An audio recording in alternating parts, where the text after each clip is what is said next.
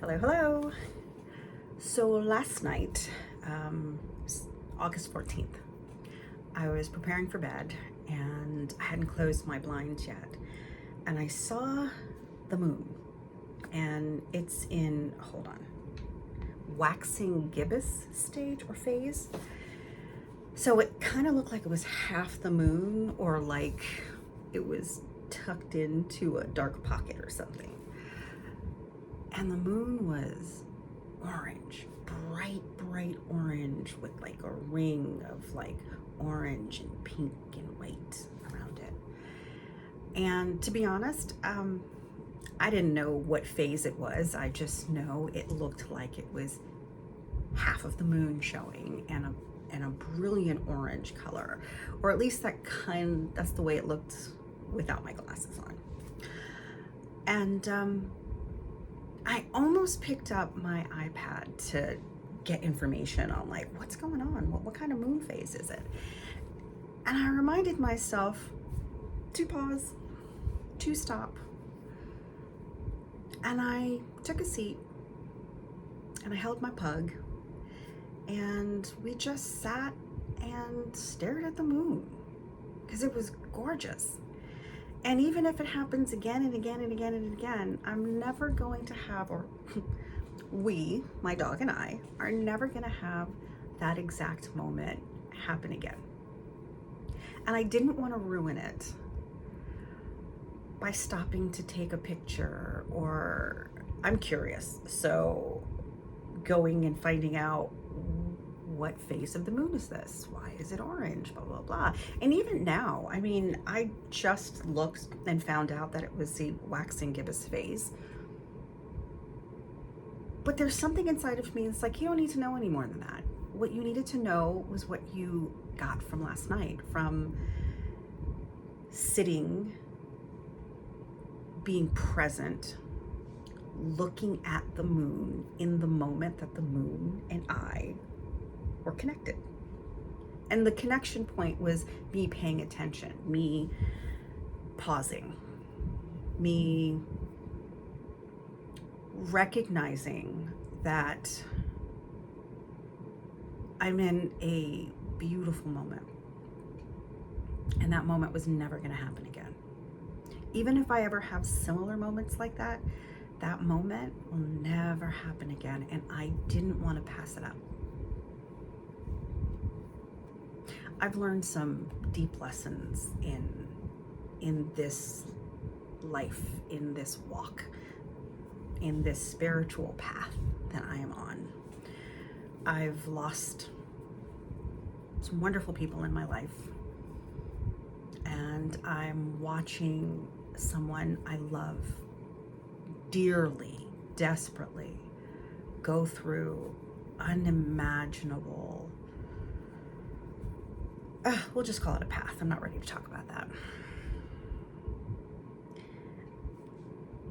And the lessons that I have grasped from my loss and from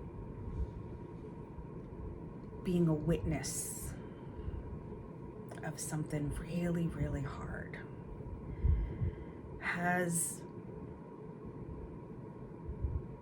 influenced me to change my thoughts, my actions, my behaviors, my expectations, and to find a level of patience and love and compassion and empathy and liking, because that's important too,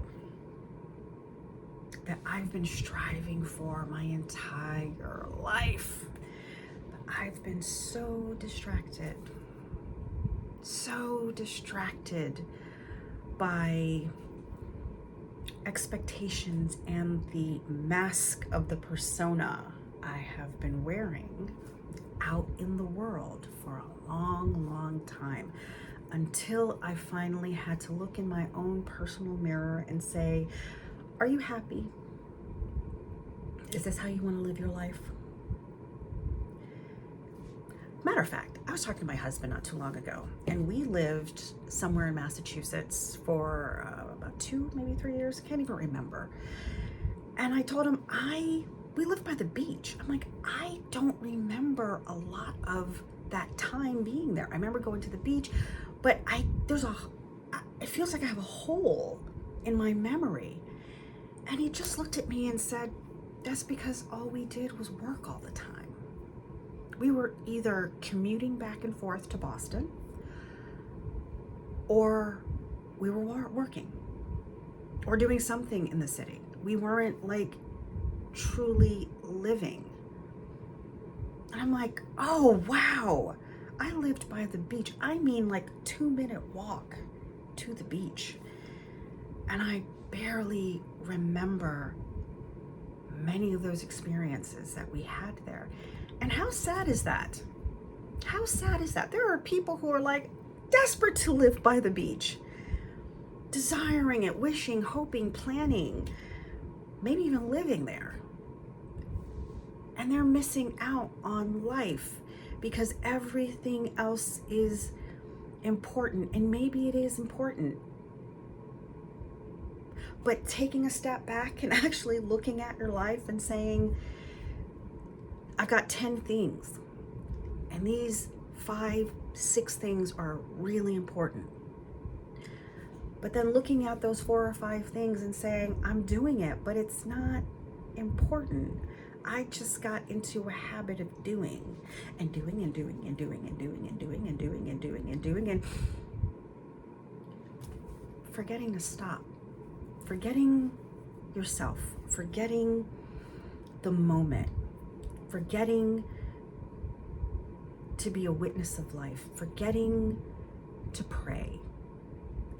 Whatever your religion, your spiritual path, your non-path, whatever, we're forgetting to pause in this human husk in which our soul resides. And our soul is here for a mission. And it's so easy to forget that there is a mission, there is a purpose for our souls inhabiting the forms in which we call our human selves.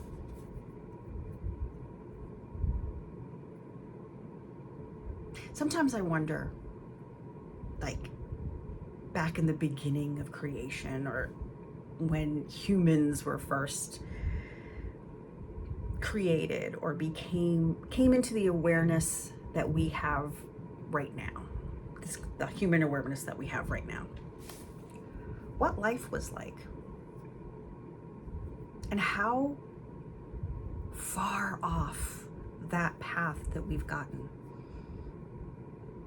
Our initial human selves: survival, food, safety, security, family, community.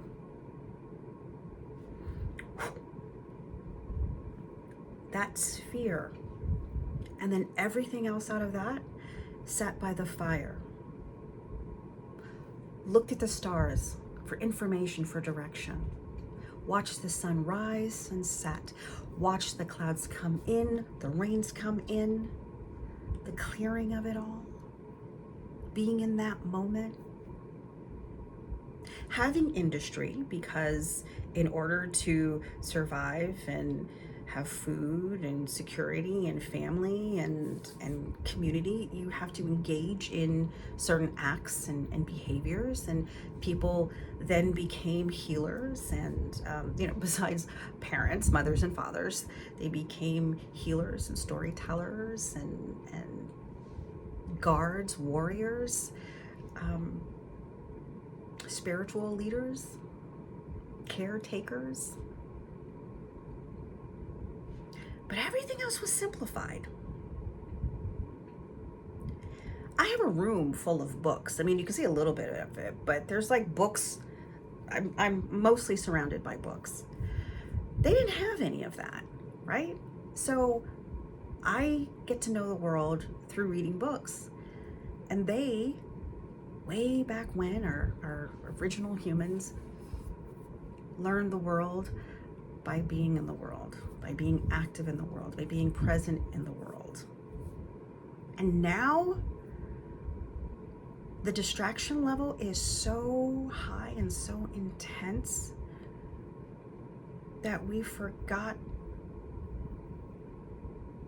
to listen to the inner voice, or to your God voice, or however you experience life.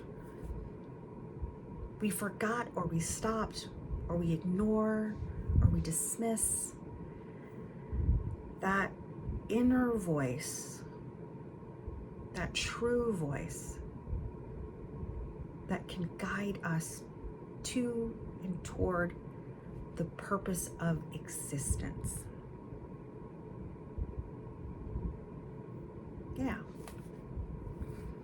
Yeah, that's what we've done. Stuff has replaced presence. Pleasing others over even occasionally pleasing ourselves has created a society whose thoughts now are focused on self-care. We have to tell ourselves to care for ourselves. We have to tell ourselves to pause. We have to tell ourselves to eat well. We've got to tell ourselves to rest and to sleep and to go to our doctors or healers to make sure that our physical selves are optimally healthy. We have to tell us. It's not even innate to us anymore. It's not just something we automatically do because we know it's for our higher good.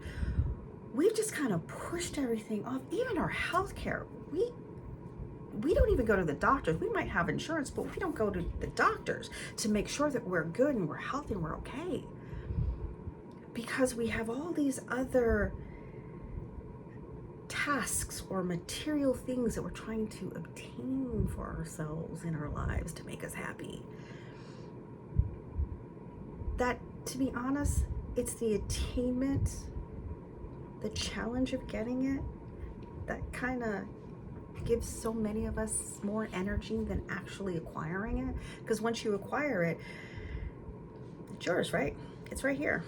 And after a while, you stop paying attention to this thing that you've grasped, and you're just going on about life. And the next thing you know, your hands are open and it's fallen off or rotting or whatever. And that means whatever it is that you're grasping. Because we forget that it's in the action of the doing, the action of the being. That's part of why we're here. And some of us are lost. I mean, way lost. And don't know how to get back on track. So I'm going to give you something right now. Do something joyful. Do something nonsensical. Do nothing. Do something you've always wanted to do. Do something you didn't know you wanted to do, but you're going to be curious about it. Do no harm. Do no harm. But do something that feeds your soul, that stimulates your mind, that calms you. I'm going to do that again. That calms you so that you arrive in this moment. No other moment matters. Not the past, not the future, not 5 minutes ago, not 5 minutes from now. Nothing matters but this moment right now. And I know you've probably heard that a lot. There's a lot of spiritual texts that will, guide you to be in the moment, be in the now, the power of now. And it doesn't make sense until you do it. And it's not powerful until it is power and you are full of it. So